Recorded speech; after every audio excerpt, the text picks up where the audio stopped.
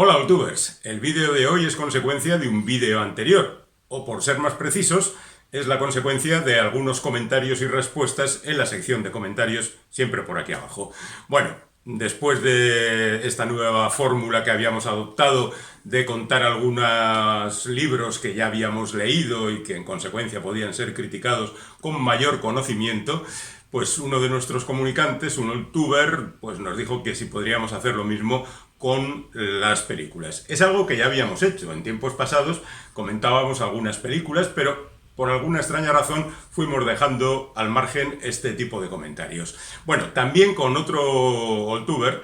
mantuvimos una especie de relación hablando de las películas más recientes en la cartelera. Y entonces, bueno, pues llegamos a la conclusión de que se podía hacer este tipo de vídeos de películas ya vistas, comentadas no en profundidad, no con spoilers, pero sí dando una pequeña visión de lo que son esas películas. Sobre todo porque son películas que me han gustado y verdaderamente siempre es mejor hablar de cosas que te han gustado, que puedan servir a los demás, que hacer una crítica destructiva de una película que no te ha gustado en absoluto y que por otra parte también llevaría a conflicto porque inevitablemente habrá un público para esas películas. Por ejemplo,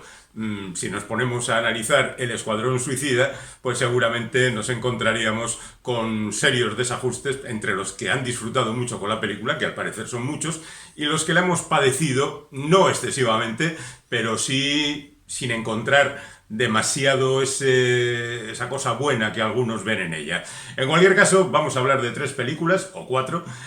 que nos han gustado recientemente, empezando por la que más me ha gustado de todas ellas, que es Jinetes de la Justicia, una película danesa dirigida por Anders Thomas Jensen, y que es una mezcla de géneros verdaderamente curiosa, por cuanto empieza con un accidente que introduce la tragedia en la historia. Muere una mujer, su marido y su hija quedan desolados, y entonces otro de los que viajaban en ese tren donde se ha producido el accidente, un experto en matemáticas, un experto en revisión social de, digamos, la estadística, pues piensa que no ha sido totalmente un accidente y que puede haber sido un atentado. Y entonces ahí aparece el thriller. Este individuo tiene unos amigos que son verdaderamente curiosos, expertos en informática, y junto con el padre y marido, el padre de la niña que iba en el tren y marido de la que ha muerto en ese accidente atentado, pues forman un grupo verdaderamente curioso que tratan de averiguar el tema. No voy a contar más, por supuesto, pero ahí entraríamos ya en el tema de la investigación. Entraríamos en el tema de la comedia porque algunos de los miembros de ese grupo son verdaderamente curiosos, y entraríamos también en el tema del cine de acción, en ocasiones un tanto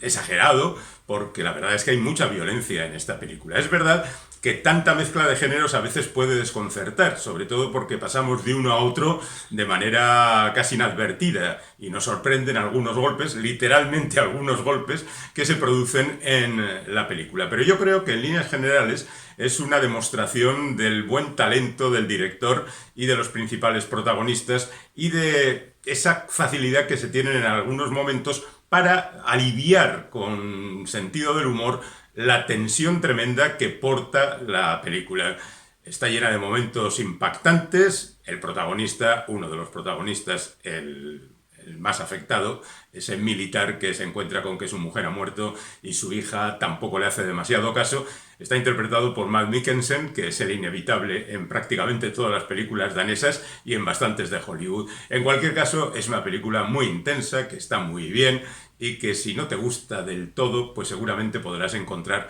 algunas virtudes en ella. La segunda película de la que quiero hablar se titula El médico de Budapest y es obra de un veteranísimo director húngaro llamado István Szabó,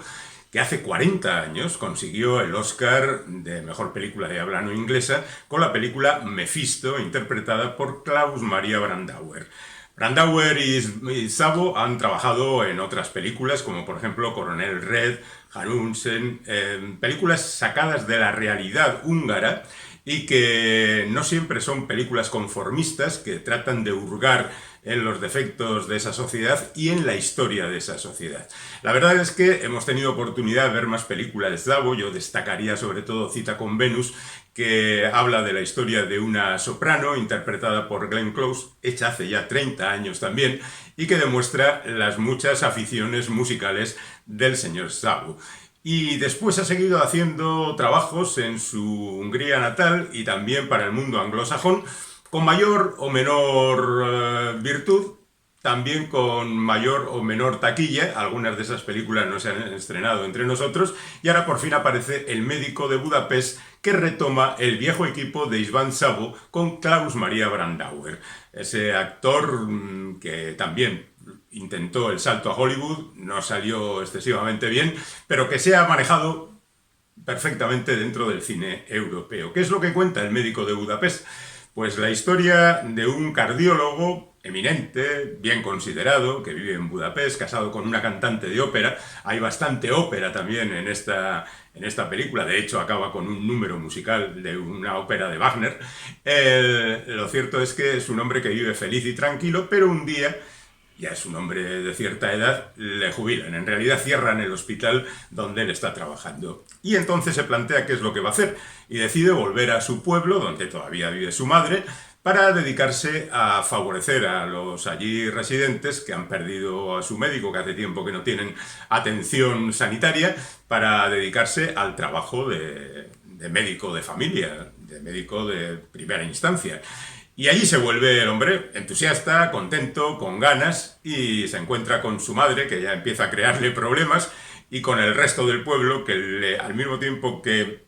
tratan de comportarse con él como es natural en estos casos, pues los pacientes que le llevan gallinas, por ejemplo, al mismo tiempo se va creando una situación un poco tensa porque las fuerzas vivas, encabezadas por el alcalde, tienen intención de crear allí una especie de balneario para que el pueblo resurja, porque no está precisamente en su mejor momento. Pero claro, las fuerzas son diferentes y este hombre se ve metido en medio con la ayuda de un antiguo amigo que es sacerdote y por el que van desfilando absolutamente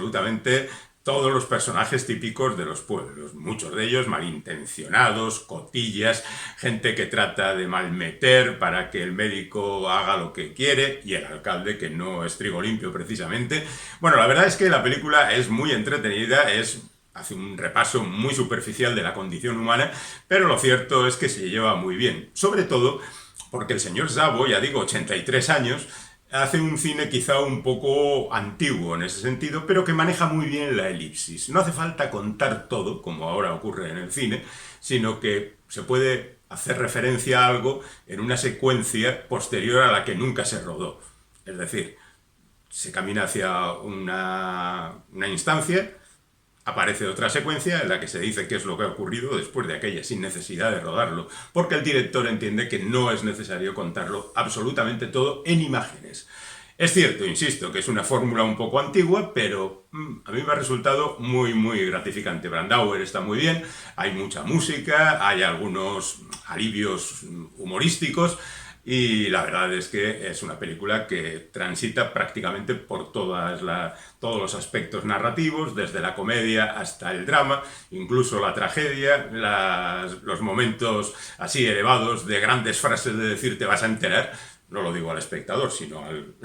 al enemigo de quien está diciendo estas cosas, y lo cierto es que me ha gustado. Así que ahí dejo el detalle, El médico de Budapest, de István Szabó. La tercera película de la que quiero hablar es Cuestión de sangre. Es una película de Tom McCarthy, protagonizada por Matt Damon, en la que se cuenta como un estadounidense de Oklahoma, un tipo que trabaja en la construcción, que no vive sus mejores momentos, se traslada a Europa porque en Marsella su hija ha sido acusada de matar a una compañera de piso. Ella estaba estudiando en la Universidad de Marsella y ha caído sobre ella esa acusación.